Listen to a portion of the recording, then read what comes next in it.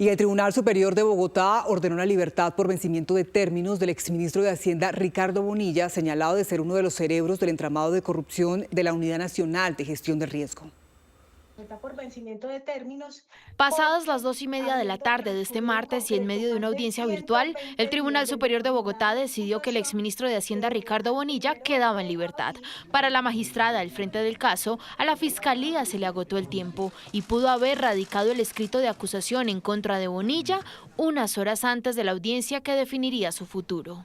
Desde que se formuló la imputación el 1 de diciembre de 2025 hasta el día de hoy a las 10:20 de la mañana, cuando se instaló la audiencia de libertad por vencimiento de término, la Fiscalía no había radicado el escrito de acusación, radicándolo solo en desarrollo de la audiencia, insisto, a las 11 de la mañana y 9 minutos, de acuerdo a constancia remitida por el delegado del ente acusador, cuando ya el señor defensor de hecho estaba terminando su intervención.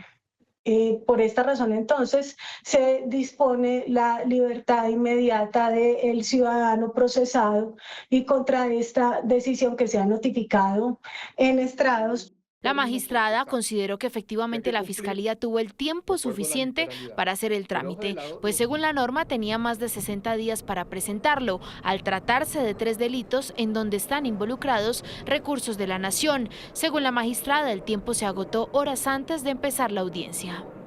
Si se hubiera radicado el día de hoy a las 8 de la mañana, a las 9:50, a las 10:10, antes de instalar la audiencia, que la Fiscalía lo hubiera puesto de presente, pero eso no ocurrió en este caso.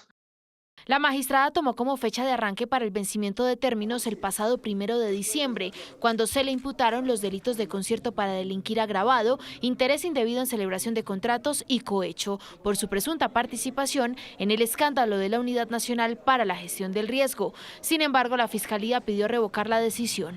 Esa interpretación es una interpretación, con todo el respeto lo digo, es una interpretación sesgada, es una interpretación que no corresponde a la aplicación para la solución del caso que se presentaba.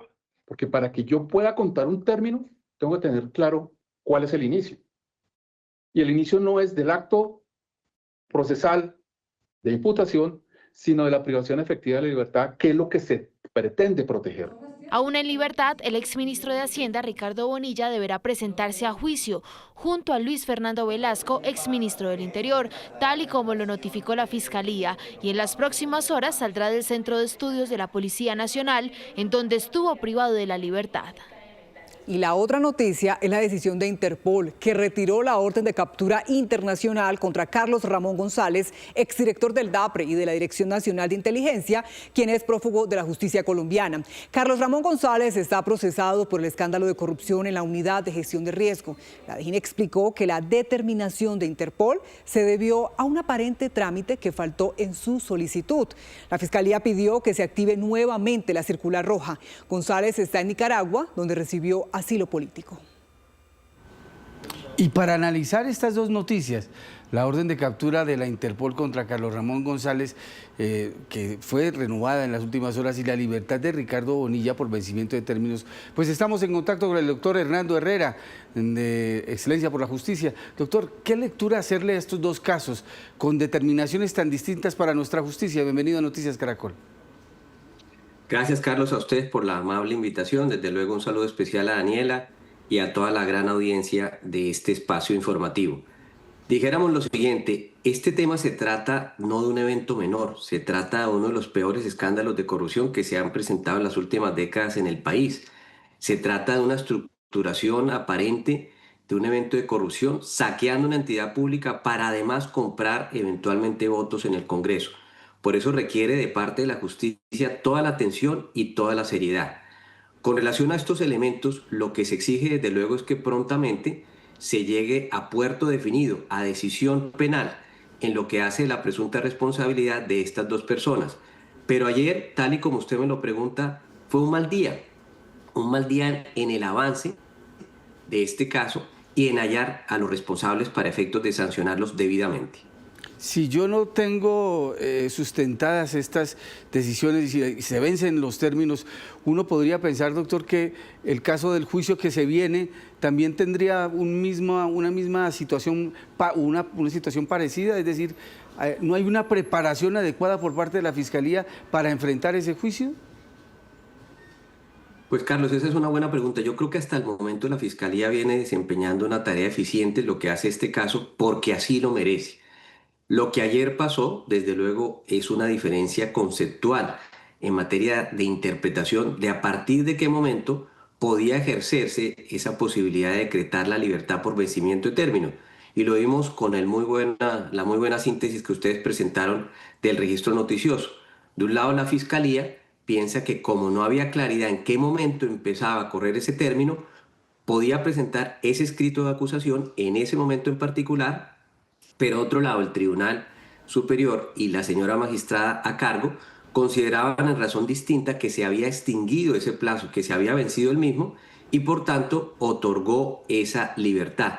Debe en todo caso señalarse lo siguiente: la libertad inducida, si así se quiere llamar, del exministro Bonilla no genera impunidad, genera que el caso en particular y en lo personal en lo que hace de él seguirá atento con su libertad, pero no que se haya declarado su inocencia. Esto es muy importante. Quiere yo decir, él seguirá vinculado procesalmente y obviamente también seguirá en esta etapa de juicio en lo que hace de este caso. De todos modos, no deja de ser, claro está, un sinsabor, porque lo ideal, tal y como se pretendía, es que él siguiera en prisión bajo esa medida de aseguramiento, entre otras porque así se determinó previamente por la justicia. Doctor Herrera, la pregunta final tiene que ver con las garantías. Esta es una justicia garantista, ese es nuestro sistema, pero pensaría uno que hay exceso de garantías en algunos casos para las personas que son investigadas. Carlos, yo creo que todo sistema penal tiene que ser garantista, pero también creo que en Colombia se nos ha ido la mano. Se nos ha ido la mano en gabelas innecesarias, frecuentes y permanentes para los delincuentes. Nuestro Código de Procedimiento Penal y el Código Penal, pero lo que hace lo primero, parece a veces estructurado para facilitar la evasión de la justicia.